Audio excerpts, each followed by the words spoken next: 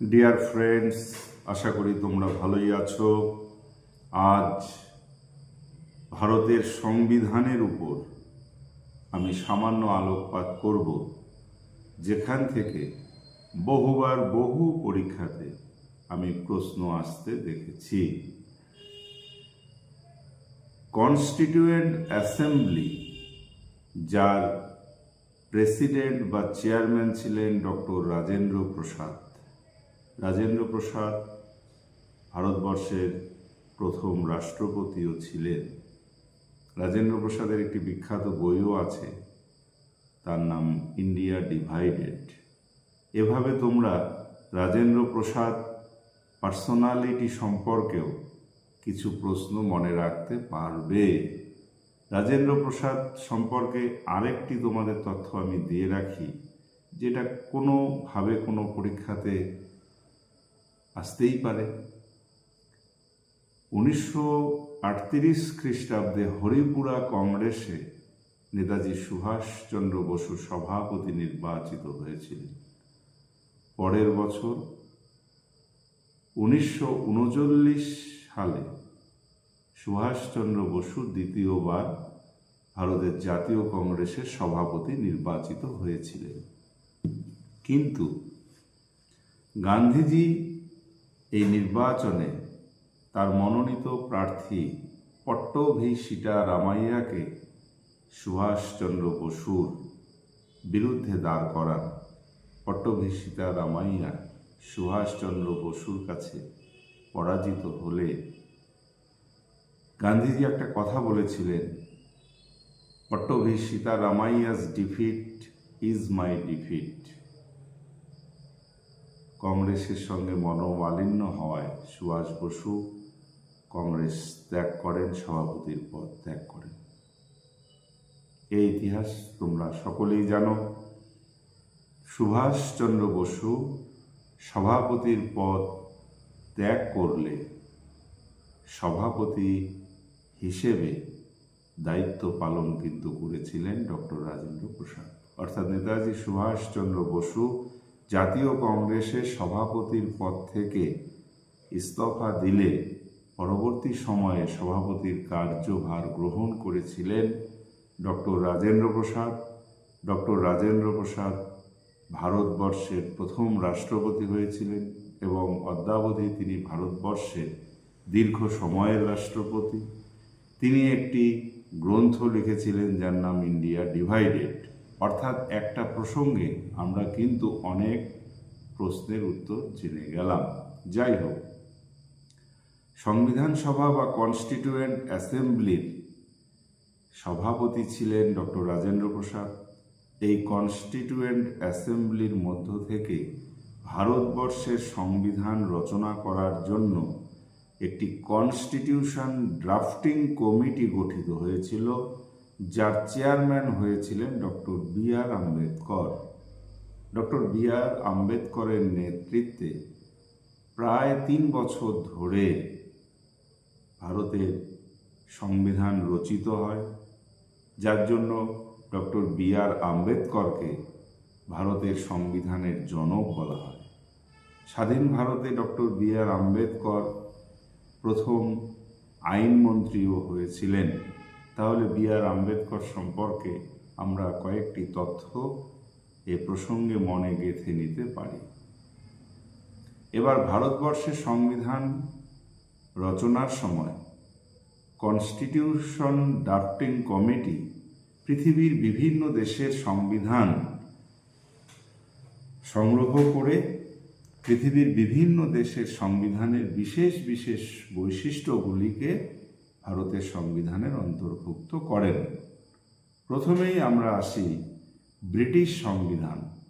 এই ব্রিটিশ সংবিধানের কোন কোন বৈশিষ্ট্য ভারতের সংবিধানে অন্তর্ভুক্ত হয়, এগুলোর উপর কিন্তু আমি বিভিন্ন পরীক্ষায় বিভিন্ন প্রশ্ন আসতে দেখেছি। ইউপিএসসি, এসএসসি, রেল, বহু সর্বভারতীয় পরীক্ষায় এবং West Bengal public service commission, clerkship, miscellaneous এবং ডাব্লিউবিসিএসও এসে থাকে। কোন দেশের সংবিধান থেকে কোন বৈশিষ্ট্য আমাদের সংবিধানে গৃহীত হয়েছে। ব্রিটিশ সংবিধান থেকে গ্রহণ করা হয়েছে পার্লিয়ামেন্টারি ফর্ম অফ গভর্নমেন্ট,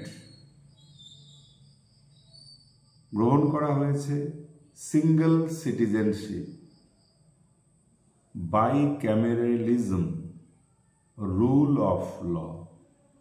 এই চারটি মূলত প্রধান, আরও কয়েকটি আছে।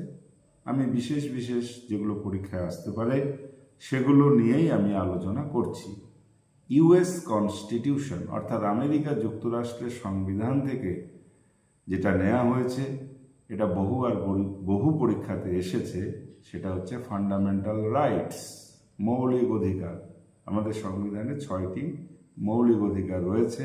এই ফান্ডামেন্টাল রাইটস গ্রহণ করা হয়েছে ইউএস কনস্টিটিউশন থেকে।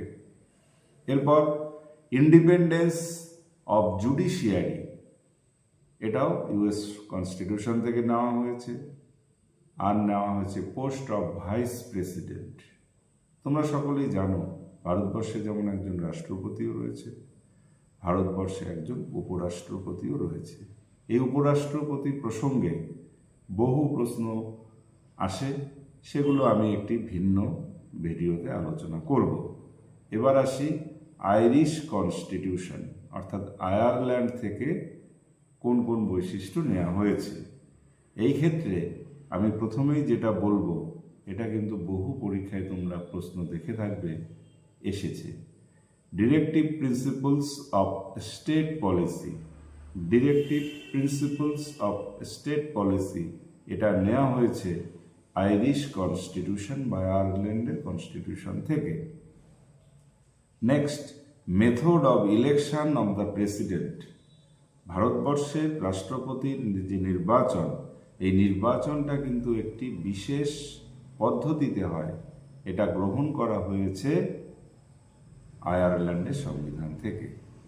নেক্সট আমি আসছি সোভিয়েত কনস্টিটিউশন, অর্থাৎ ভারত যখন স্বাধীন হয়েছিল তখন এই রাশিয়া দেশটির নাম ছিল ইউএসএসআর।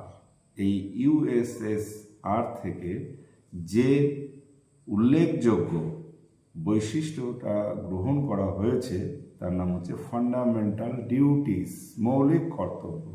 ফান্ডামেন্টাল ডিউটিস কোন দেশ থেকে বা কোন দেশের সংবিধান থেকে গ্রহণ করা হয়েছে, এটা কিন্তু বিগত দিনে বহু পরীক্ষায় এসেছে।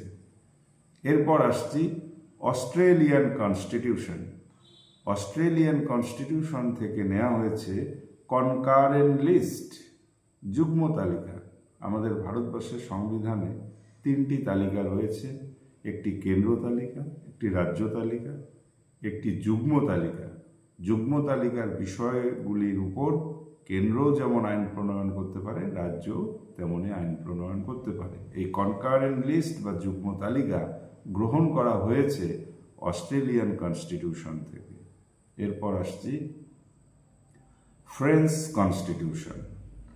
ফ্রেঞ্চ কনস্টিটিউশন বা ফরাসি মানে ফ্রান্সের কনস্টিটিউশন, ফ্রান্স দেশের কনস্টিটিউশন থেকে যেটা নেওয়া হয়েছে সেটা হচ্ছে রিপাবলিক, অর্থাৎ প্রজাতন্ত্র। ভারতবর্ষ 1947 সালের 15ই আগস্ট স্বাধীন হলেও সাথে সাথে কিন্তু ভারতবর্ষ রিপাবলিক বা প্রজাতন্ত্র হয়নি। এর জন্য কয়েক বছর অপেক্ষা করতে হয়েছিল আমাদের। ভারতবর্ষের সংবিধান কনস্টিটিউশন ড্রাফটিং কমিটি এরা রেডি করেছিল এবং সংবিধান সভায় এটা গৃহীত হয়েছিল 1949 সালের 26শে নভেম্বর। আর সংবিধান কার্যকর হয়েছিল 1950 সালের 26শে জানুয়ারি। সেই দিন থেকে ভারতবর্ষ রিপাবলিক বা প্রজাতন্ত্র বলে ঘোষিত হয়। এই রিপাবলিক বৈশিষ্ট্যটি কিন্তু ফ্রেঞ্চ কনস্টিটিউশন থেকে নেওয়া হয়েছে। এছাড়া ফ্রান্স থেকে যেটা নেওয়া হয়েছে খুব উল্লেখযোগ্য একটি বিষয়, সেটা হচ্ছে ideals of liberty, equality and fraternity in the preamble. তোমরা সকলেই জানো ভারতবর্ষের সংবিধানে একটি প্রস্তাবনা রয়েছে, প্রিয়েম্বল রয়েছে।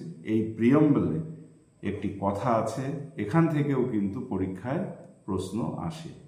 তোমরা এই কথাটি খুব ভালোভাবেই মুখস্থ রাখবে। যে কোনো স্কুল পাঠ্য বইতেই এই প্রস্তাবনা দেয়া আছে। তোমরা খুব ভালো করে এটা মনে যদি রাখো, তাহলে এখান থেকে প্রশ্ন এলে তোমরা পাবে। কি ধরনের প্রশ্ন আসতে পারে আমি একটু পরেই তোমাদের বলছি। সংবিধানে কি গ্রহণ করা হয়েছে? কনস্টিটিউশনের প্রিয়াম্বলে গ্রহণ করা হয়েছে যে ইন্ডিয়া হচ্ছে একটি সোভারেইন, সোশিয়ালিস্ট, সেকুলার, ডেমোক্রেটিক রিপাবলিক। এই যে রিপাবলিক কথাটা, এটা কিন্তু ফ্রেঞ্চ সংবিধান থেকে নেওয়া হয়েছে। সেই সাথে আমরা প্রস্তাবনায় দেখি লিবার্টি, ইকুয়ালিটি অ্যান্ড ফ্র্যাটার্নিটির কথা। এই তিনটি কথার জন্ম হয়েছিল কিন্তু ফরাসি বিপ্লবের সময়। ফরাসি বিপ্লব 1789 খ্রিস্টাব্দে ফ্রান্সে ঘটে। এই ফরাসি বিপ্লবের যে তিনটি আদর্শ ছিল তোমরা জানো, সাম্য, মৈত্রী ও স্বাধীনতা। সাম্য, মৈত্রী ও স্বাধীনতা, এই তিনটি, এবং ভ্রাতৃত্ব, সাম্য, মৈত্রী, স্বাধীনতা, লিবার্টি স্বাধীনতা, ইকুয়ালিটি সাম্য, এবং ফ্র্যাটার্নিটি ভ্রাতৃত্ব, এই কথাগুলো কিন্তু আমাদের প্রিয়াম্বলে গ্রহণ করেছি আমরা ফরাসি সংবিধান থেকে। আজ এ পর্যন্তই। তোমরা একটু ভালো করে এই ভিডিওটি বারবার দেখো। যদি তোমাদের ভালো লাগে, তোমাদের কাজে আসবে বলে মনে হয়, তাহলে আমার এই চ্যানেলটি এবং পেজটি তোমরা লাইক করবে, সাবস্ক্রাইব করে রাখবে। তোমরা ভালো থেকো, ভালো করে পরীক্ষা দাও। Best of luck. এখানেই শেষ করছি।